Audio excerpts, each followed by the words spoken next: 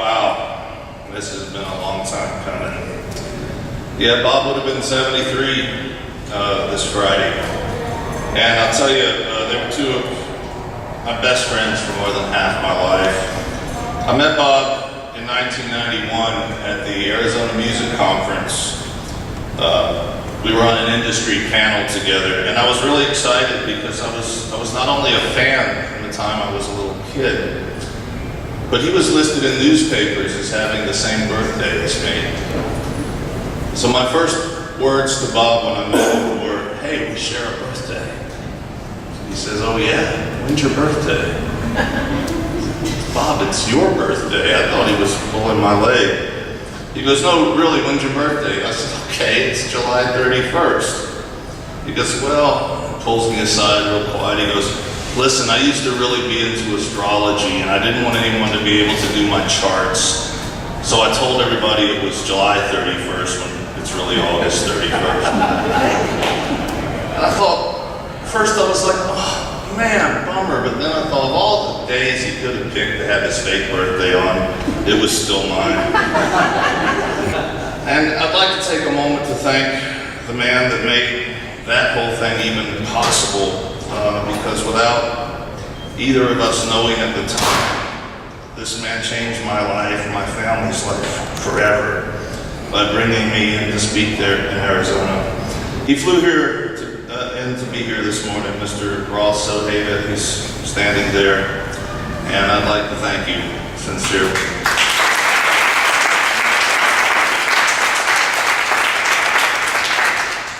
For whatever reason, Wendy and Bob and I all clicked, and you could not click with one without clicking with both, because that's how they were. Wendy and Bob told me shortly after we met that a psychic said they were going to meet me. Described me to them and my hair and my initials, and I don't go in for psychics and magical thinking, but I thought it was a pretty funny story. A few months after we left, they decided to move here. I helped with the logistics. They threw a baby shower for my daughter, who's now almost 25.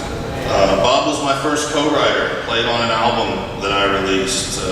We put out the first virtual guitar lesson on CompuServe on a CD-ROM that went to all their members, where he used his MIDI guitar to teach people the intro lick to Ebony Eyes.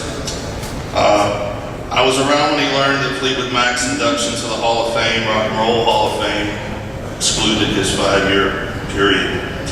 When I published Artist Pro magazine for Grammy members, Bob wrote the back page for every issue in a grumpy old man grumping about the music business voice. It was fabulous.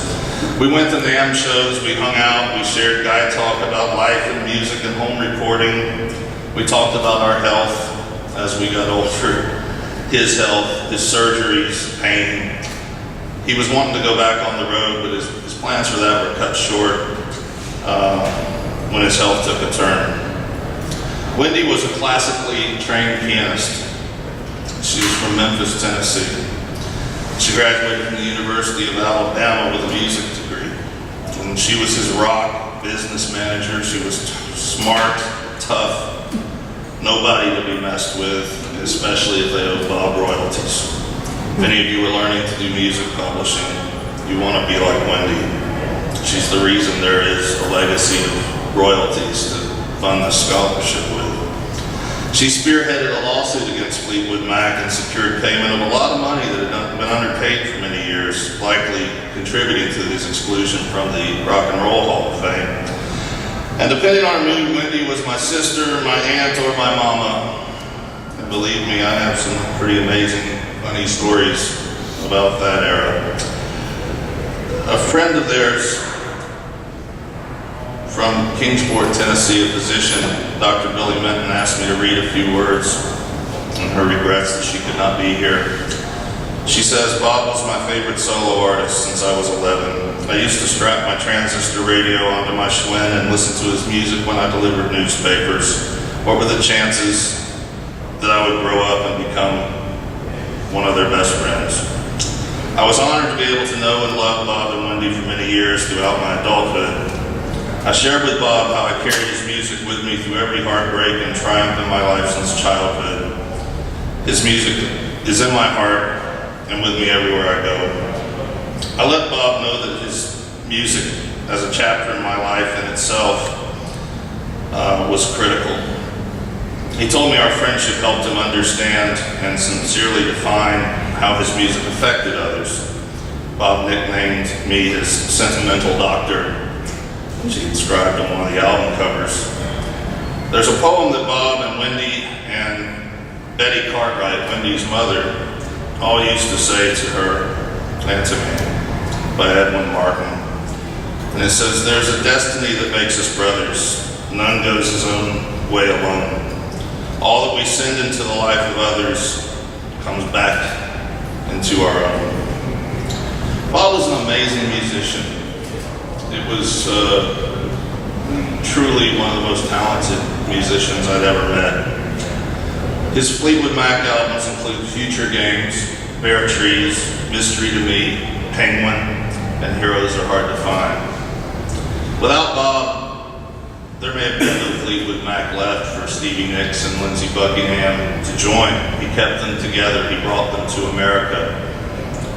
And he embarked on a solo career where Mick Fleetwood continued to manage him. You'll see a great photo of them together in the exhibit. Bob released 5 major solo albums, including French Kiss, following Fleetwood Mac. His solo career produced 20 singles, including hit songs Hot Love in a Cold World, Ebony Eyes, Precious Love, and the seminal song Sentimental Lady, which first appeared on Fleetwood Mac's Bare Trees album with an extra verse. And you guys knocked it out of the park this morning, wherever you are. I want to recognize also, before I conclude, Mayreen Thomas, who's come here tonight, this morning,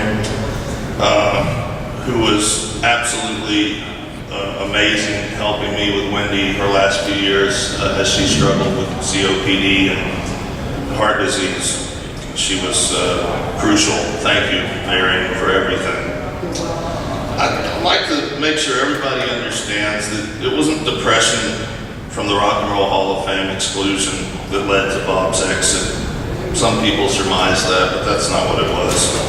It was the pain from a failed back surgery. It was his fear of being an invalid with heart issues. I was there the day they wheeled him out of the house. Instead of the healing, the pain was so intense that checking out seemed a good idea to him. And I was once told by somebody that when someone makes that decision, we're not really supposed to understand, because if we did, we'd think it was a good idea. So always remember that you're not supposed to understand why someone makes that decision. I'm so grateful to the Musicians Hall of Fame founder Joe Chambers and his team for making this happen today. It has been a long time coming for me to be here. Bob's more than earned his place alongside the legends in this museum, and I thank you. And I thank each of you for being here today.